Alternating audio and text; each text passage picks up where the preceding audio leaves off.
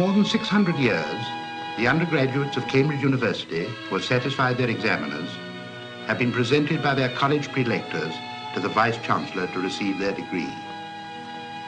Today is another degree day. In the Senate House, as the candidates for a degree kneel before the Vice-Chancellor, they will hear the same 600-year-old Latin formula, Auctoritate mihi commissa, admitto te ad gradum baccalaureae in artibus, in nomine Patris, et Filii, et Spiritus Sancti.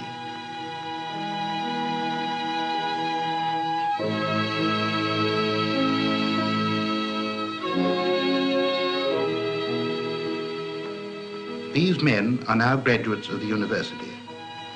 Most of them will be leaving Cambridge for good to start a job in life. A few will stay on to continue their researches. But wherever they go, they will remember many things of their 3 years undergraduate life at Cambridge. Cambridge platform, that strange, long, single platform that serves both the up and down trains. Then Cambridge town, where the buses seem so menacingly big, and the streets, even the main street, so defiantly narrow, where the people share the streets with the buses, motor cars, horses and carts, and bicycles. Cambridge is the place in England to see bicycles, in ones and twos, or sometimes in hundreds. Cambridge, lying as it does in some of the most fertile land in the country, is an energetic, thriving market town. So it is natural that the marketplace should be the real center of the town. On Saturdays, it is gay and lively with people, crowding along the many rows of stalls, buying fruit, vegetables, antiques, books, meat, in fact, almost anything. Cambridge is a very old town with many charms, but some of them have to be looked for, quiet, narrow little streets. Here and there, an old house or row of houses, seemingly ignoring the push of time. Lovely groups of little rooftops huddled away in unsuspected corners. If these were to disappear, Cambridge would lose one of its greatest charms. And the churches, large and small, are of beauty and interest. But for the undergraduate, Cambridge means the university and his college. Two independent but interdependent bodies, which in their different ways contribute to his education. The university teaches and trains him in the libraries, museums, lecture rooms, and laboratories, and then finally gives him his degree in the Senate House. His college offers him a home where he lives, works, and plays. This home he shares with men who are studying not only his own, but other subjects as well. Anyone who has been to Cambridge will remember many things about the university and his college. The early morning walk across the court for a bath, and then, after breakfast, the start for the 9 o'clock lecture. Shortly before the hour, sometimes very shortly, men begin to leave their colleges, down the staircases and into the courts. Singly, or in twos and threes, hurriedly or leisurely, some with and some without gowns. Science men don't wear gowns at work. The great trek starts to the university lecture halls and laboratories. The day's work is beginning. At this hour, every day of the week except Sunday, King's Parade and other streets in Cambridge are full of men and women on foot and bicycle.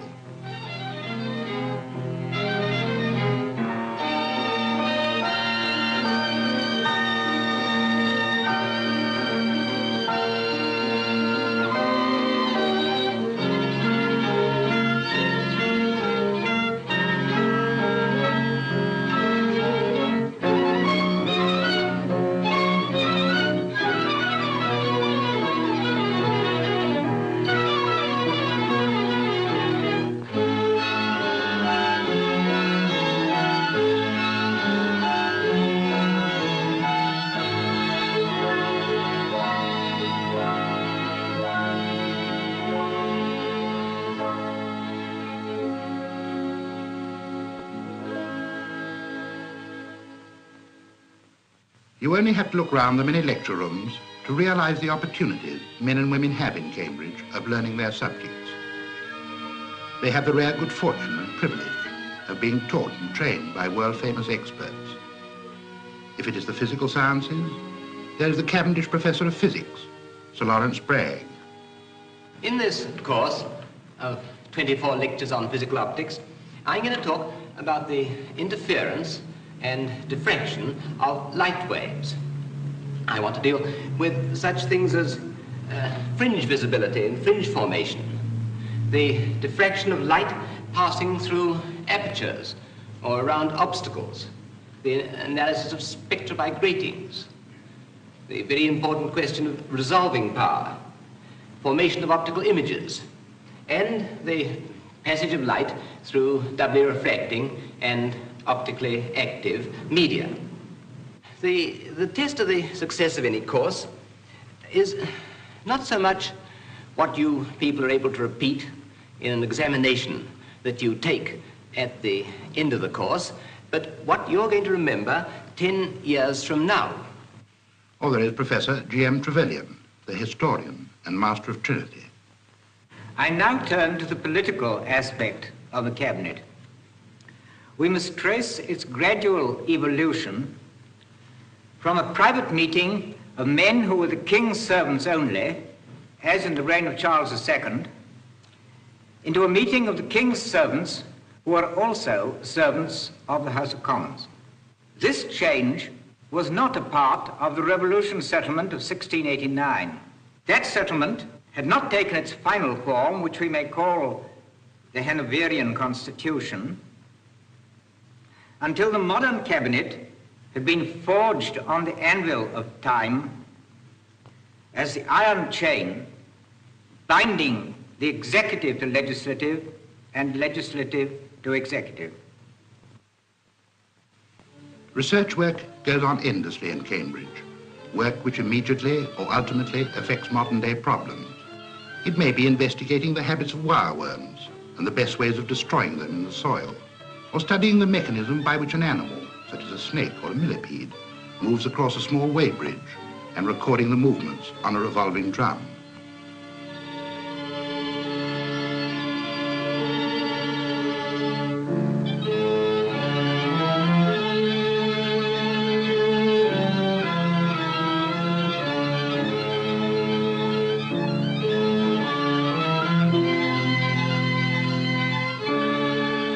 Research is traditional in Cambridge.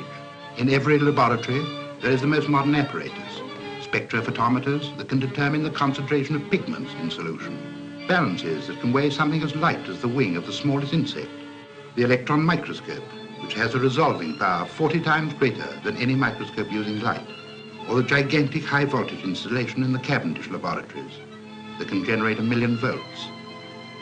These are some of the scientific instruments which are almost terrifying in their powers of penetration and detection. Throughout the morning, undergraduates move from one lecture room to another, punctuated here and there by a visit to a cafe, a refresher in the morning's rush. But the work goes on, surveying in the fields by the River Cam at the back of the School of Engineering, or a drawing class in the engineering laboratories, or next door in the School of Architecture, hearing new ideas and developments in the design of modern houses and public buildings and their relation to town planning of the future.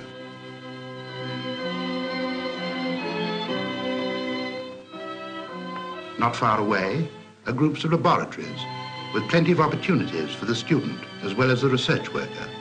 There, men with women from Newnham and Girton work side by side, learning the proper scientific approach, as well as gaining the necessary knowledge for their degrees.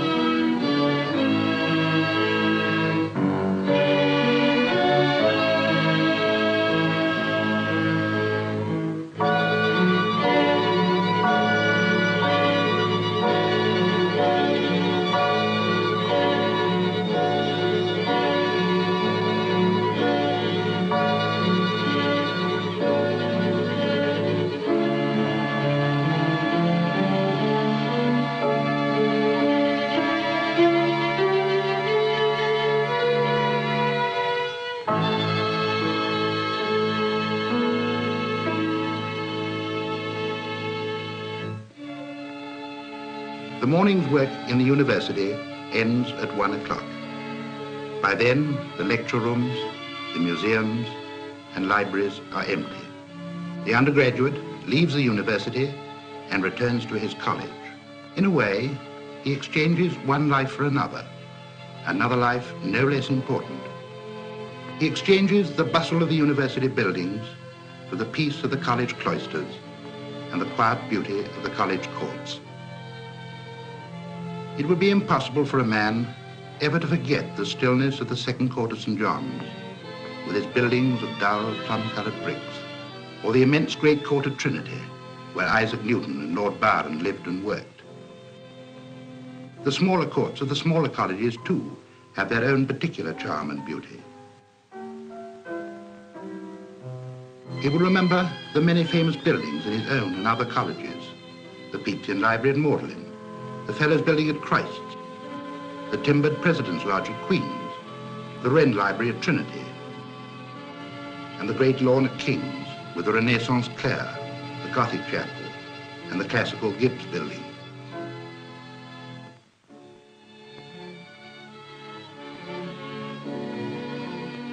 Even the River Cam, moving slowly along the backs of the colleges, has its meaning and exerts its influence. It is a part of Cambridge life. The college buildings, the college lawns, and the river together form one indivisible whole, the banks. The banks of the Cam are an invitation to sit and work, read and think. It is in this atmosphere that an undergraduate lives his 3 years at Cambridge. It is a kind of family life with centuries of tradition behind it.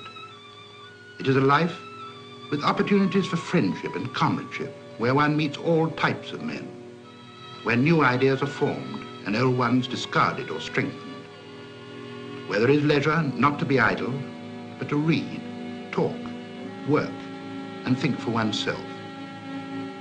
It's a life of contrast, with opportunity for quiet and opportunity for play.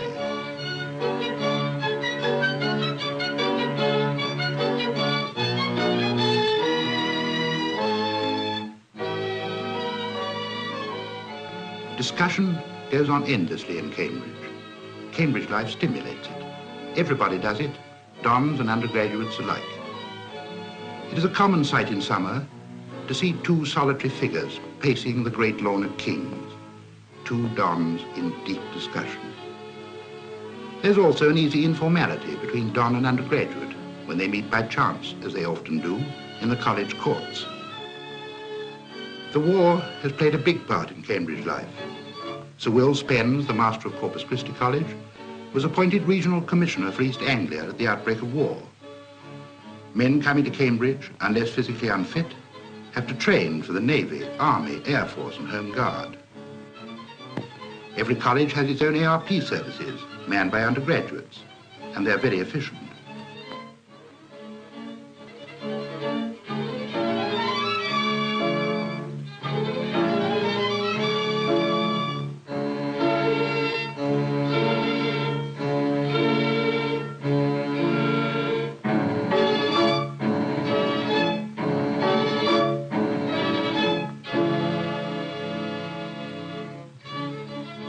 In wartime Cambridge, you will often see the Provost of King's showing overseas visitors to this country around his college, and afterwards lecturing to them informally on his favourite subject of Homer. Why does Greek poetry still matter? First, I think, because it is the poetry of freedom and of friendship. 3,000 years ago, Odysseus cried, "What sort of people live in this country to which I have now come? Are they proud and arrogant and savage and unjust? Or are they friends to strangers, men of a God-fearing mind?" Friends to strangers. To this day, Greece has only the one word for foreigner and guest.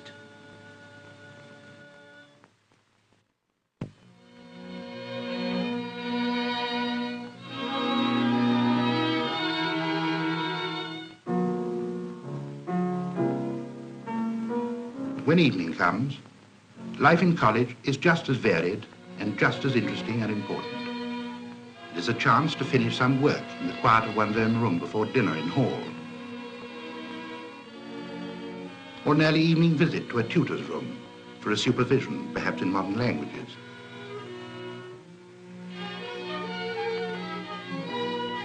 About this time, the chefs in the great college kitchens are preparing for dinner. Hundreds of undergraduates, as well as the fellows of the college, will be dining in hall. Hall at night is a ceremony as well as a meal. The ritual is unvarying and strictly formal.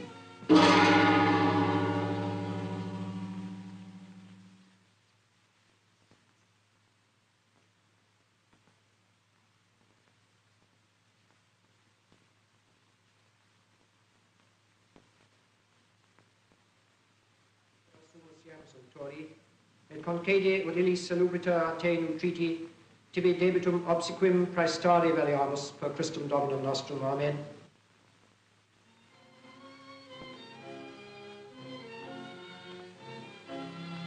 After dinner, the fellows retire to the combination room for wine and coffee. Of all the combination rooms in Cambridge, the loveliest is at St. John's, a long, beautiful Elizabethan room lit entirely by candlelight. At Christ's, there's an interesting wine book recording the bets made between fellows of the college on various topics of the day. One faded entry tells of a presentation of wine at the time of the Battle of Waterloo. June the 22nd, 1815. Mr. Gilpin presented 3 bottles of claret in the combination room in honor of the Duke of Wellington's victory over Buonaparte in person. Every college has many societies of its own, and it is common to find groups of undergraduates in their tutors' rooms at night, reading a play, listening to music, discussing politics, friendly, informal gatherings of men, willing and able to express their opinions on equal terms. Or there's the Amateur Dramatic Society. Its members do everything, from painting the scenery to acting the parts and producing the plays.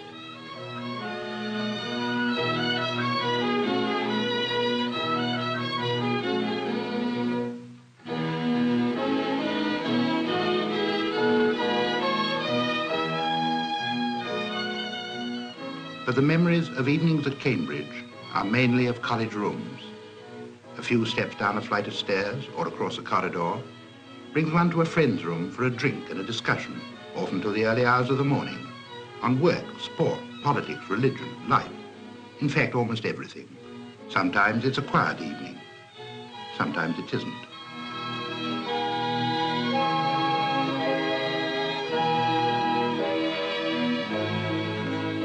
Life is more gentle at Newnham and Girton, but parties go on there just the same, with discussions on the same problems.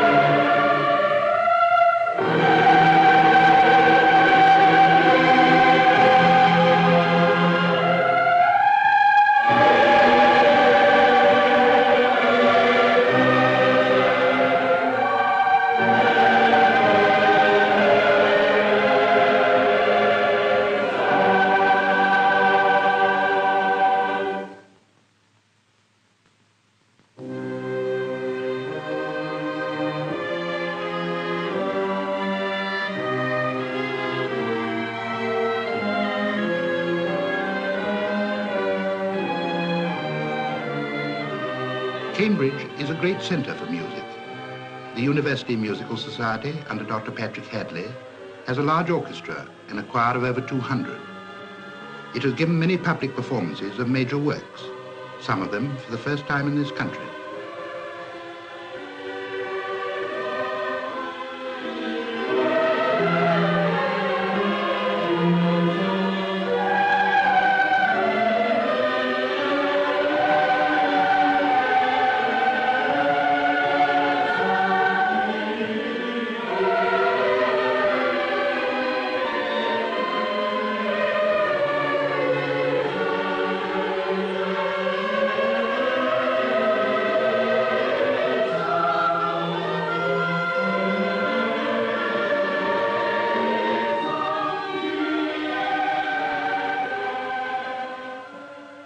Cambridge has a long tradition behind it and can give an undergraduate the benefits of 800 years of experience. The university offers him a way to knowledge. The college offers him a way of life, something which is more intangible, often contradictory, always essentially English. It is a way of life where the formal and the informal harmonize, where men work for the future, but do not forget the past. It is a way of life which has given the world many of its greatest scientists, scholars, statesmen, and poets, and which made Isaac Newton an authority on the scriptures as well as the greatest mathematician of all time. Cambridge has seen many changes during its long history and will see many more. Some of the privileges will go, but one privilege will always remain, the privilege of being up at Cambridge. For Cambridge fits a man not only for the job in life, but for the job of life.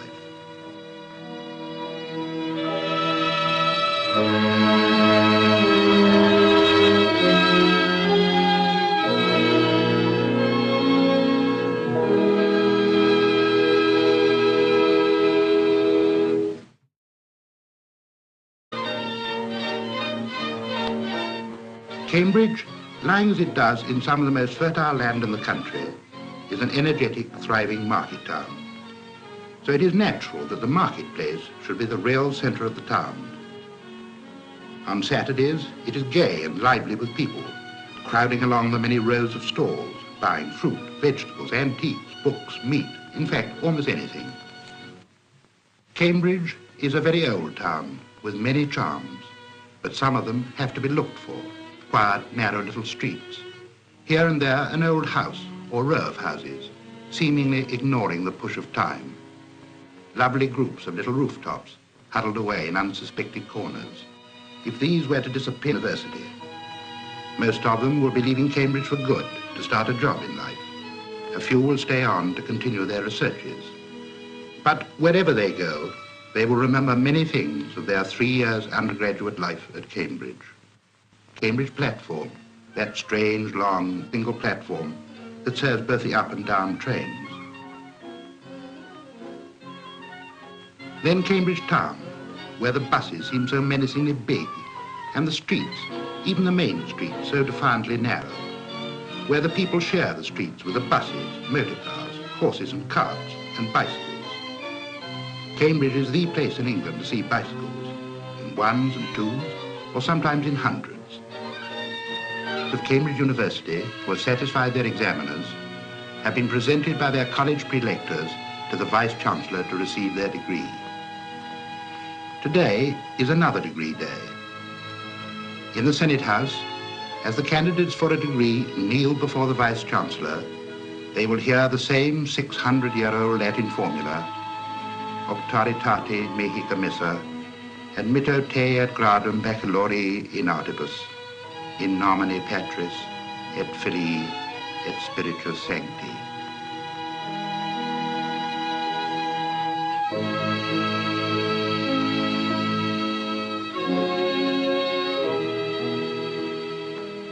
These men are now graduates of the university. Cambridge would lose one of its greatest charms. And the churches, large and small, are of beauty and interest. But for the undergraduate, Cambridge means the university and his college, two independent but interdependent bodies, which in their different ways contribute to his education. The university teaches and trains him in the libraries, museums, lecture rooms, and laboratories, and then finally gives him his degree in the Senate House. His college offers him a home where he lives, works, and plays. This home he shares with men who are studying not only his own, but other subjects as well. Anyone